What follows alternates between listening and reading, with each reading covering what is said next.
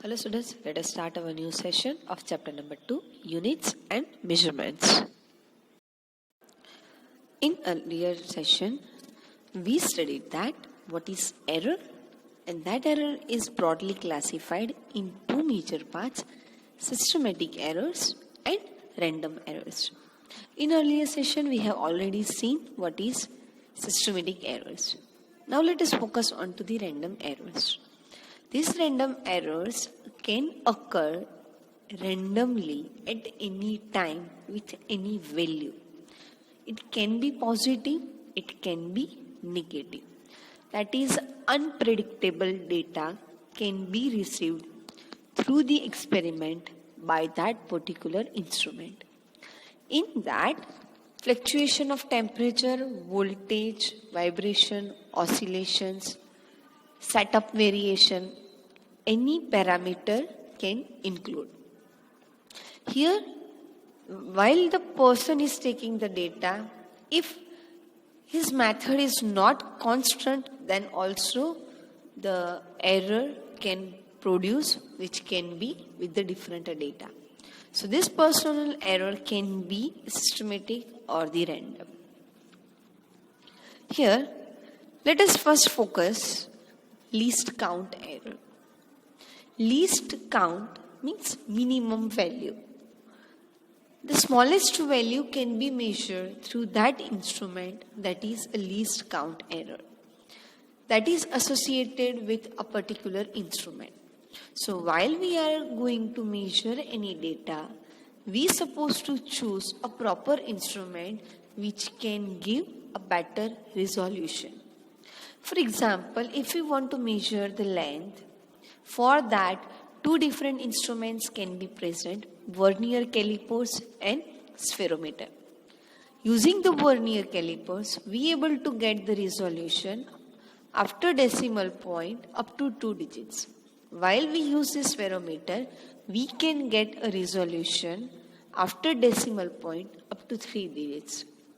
So, minimum error can be produced through vernier calipers, that could be 0.01 centimeter. And using spherometer, the minimum error can be produced by 0.001 centimeter value.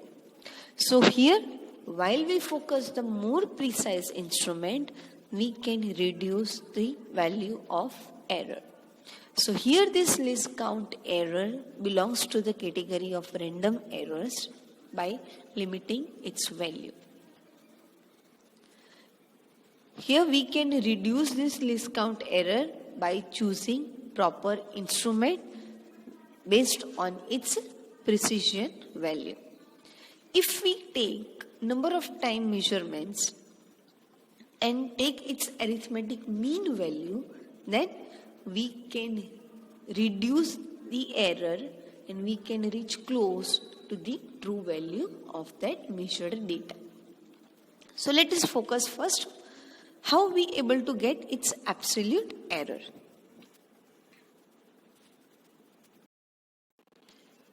While we are having a number of data, number of times measurements we are doing by the same instrument, then large number of measurement values we are having. Now to get its a proper true value, we are going to take its mean value. So we are going to make its arithmetic mean value of that taken several measurements. So A mean equals to the addition of all the individual measured data divided by number of measurements. So A mean equal to A1 plus A2 up to AN divided by N.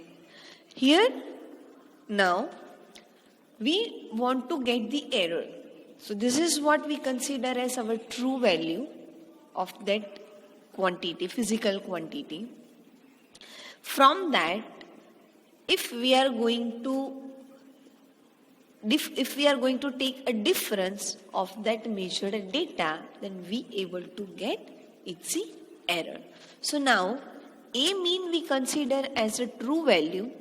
From that true value, if we subtract the measured data, then error can be generated. So A mean minus A1, this is what the error produced to get that A1 data. This is how we able to get a number of errors of each received data, that is delta A1, that is the error produced by taking A1 value by true value minus measured value. So A mean minus A1. Likewise, delta A2 equals to A mean minus A2. Likewise, now we are having a number of errors. Now, which error we supposed to take? We supposed to consider. For that, again, we are going to take its mean value. Here, this error we consider as a positive by taking its module. So, while we take its mean value of error, then delta A mean equal to addition of individually generated errors divided by total number of errors. That is delta A mean equal to delta A1 plus delta A2 plus delta A3 up to delta AN divided by N. So here, now we are having a error which we supposed to consider further by its mean value. And A mean that we have considered as our true value. So true value plus or minus error within this range, we able to get our measurement. So whatever the data we are going to measure through that instrument, it's a range we able to receive true value minus error up to true value plus error. So that is A mean minus delta A mean up to A mean plus delta A mean. This is how we able to get its absolute error or a range of the measured data by that particular instrument. Now, further, if we take that ratio of error mean divided by true value A mean, that is known as relative error. So relative error is a ratio of mean absolute error delta A mean to the mean value, that is we consider as a true value of the measured quantity. So relative error equals to delta A mean by A mean. Now if we multiply with the 100 to get the value in percentage, then this error can be defined that as percentage error. So percentage error equal to delta A mean divided by A mean into 100%. Now to understand this absolute value condition or how to determine, let us go through the example. Here, two clocks are being tested against a standard clock located in a national laboratory. At 12 noon, by the standard clock, the readings of the two clocks are given below in the table. If we are doing an experiment that requires a precision time interval measurements, which of the two clocks will you prefer? Now, let us focus in example. They ask to get a precise value, precision time interval measurement. So here now we need to determine its error. Through the error we can define which clock is more precise. The clock through which less amount of error is there, which can define as a more precise. Now, as you can see in the reading in the table, random time is generated. So, here first we need to take a true, we supposed to consider one value as a true value. For that, we supposed to measure its mean value. But here, as the time duration is given in hour, minute and second, then we cannot directly get its mean value. So for that, let us take another method to get a mean value. you can arrange this data in ascending order. So clock 1 data arrange in ascending order and clock 2 data arrange in ascending order. So for the clock 1, whatever the time is available onto the Thursday, it come across as its mean value. It's a center value. We can consider as a mean value. Here odd number of datas are there, 7 datas are there.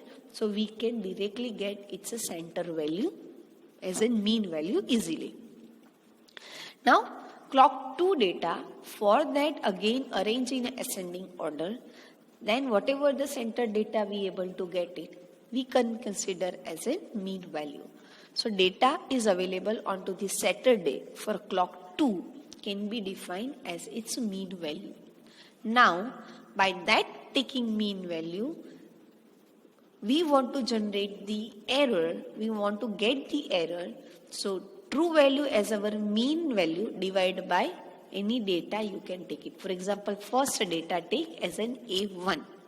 So error delta A1 equal to mean value minus A1. So this is how you can get it, the error for the first clock.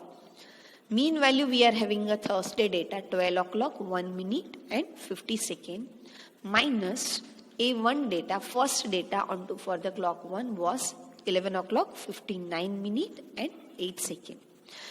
Convert each value in a standard SI unit in terms of second. Hour, to which if we want to convert into the second, multiply with the 3600 times. To convert a minute into the second, multiply with the 60. So this is how we can follow the method to get the error. 12 into 3600 plus 1 into 60 plus 50 minus measured data 11 into 3600 plus 59 into 60 plus 8, and we able to get the error value 162 seconds. Same process follow for the clock 2. Mean value we have received from the Saturday data, that is 10 o'clock 15 minutes and 24 seconds. Subtract it with the first data 10 o'clock 14 minutes and 53 seconds. So here we able to get 31 seconds as an error. Clock 2 through which we have received a very less amount of error compared to the clock 1. So we can say that clock 2 is more precise than clock 1. But if you can observe onto the table again, here we can define a data in two ways, accuracy and precision. Precision, it means more accurate, more resolution would be there. Accurate, it means data supposed to be very close to the actual true data. As you can observe from clock 1, all the times generated data is more close to the true value compared to the clock 2 data. So if in exam they ask to get the more accurate data, then we can say clock 1 is more accurate. But here it is asked to get a more precise data. It means we need to consider which clock gives you the less error. So as we have received, clock 2 gives the less error. So clock 2 is more precise than clock 1. So clock 2 is more preferred than clock 1 for the precision method. Let us focus on to the another example. We measure the period of oscillation of a simple pendulum. In successive measurements, the reading turned out to be 2.63 second, 2.56 second, 2.42 second, 2.71 second and 2.80 second. Calculate the absolute errors and relative error or percentage error. So here, if we want to calculate the absolute error, first we need to take its a mean value. Here only 5 data are there, so we can get mathematically mean value very easily. Mean value equal to addition of all the data by the number of data. So 5 data are available to us. Let us make its addition to get its mean value.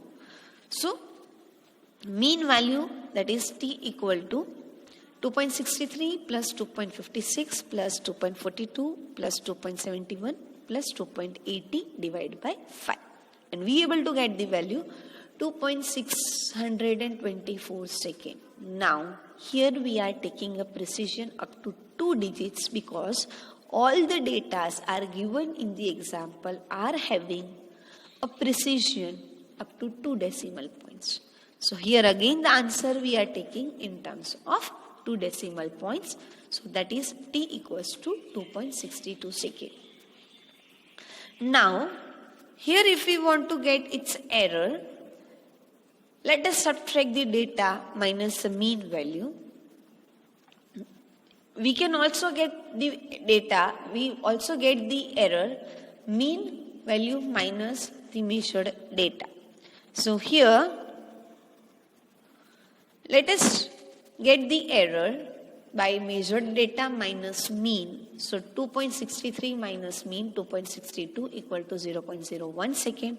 Likewise, all 5 data through which we have able to receive its error value. Now, we need to calculate mean of generated errors, that is absolute errors. So here while we are going to measure mean value, all the generated errors are going to be added in positive values only by taking its module, by taking its absolute value. So all the values are going to be added, error values divided by 5. So here mean of absolute errors we are having in terms of 0.11 second. Now, so here whatever the range we are having, whatever the data we can able to get it in the pendulum, that is mean value we have received 2.62 and error we have received 0.11 second. So 2.62 plus 0.11 second, that is 2.73 second, and the minimum value we able to get, that is a 2.62 minus 0.11 second, that is a 2.51 second. So here the period of oscillations we able to get within these two values, 2.73 second to 2.51 second. And if we want to get its percentage error, then percentage error equation we are having delta A mean divided by A mean by 100. So here the error we are having 0.11 divided by 2.62 into 100, that is 4%. Here we have taken for the calculation of percentage only 1 decimal point. We can also take up to 2 decimal point and we can get exact percentage error. Clear? Here we are going to end this session. Hope you understood. Thank you.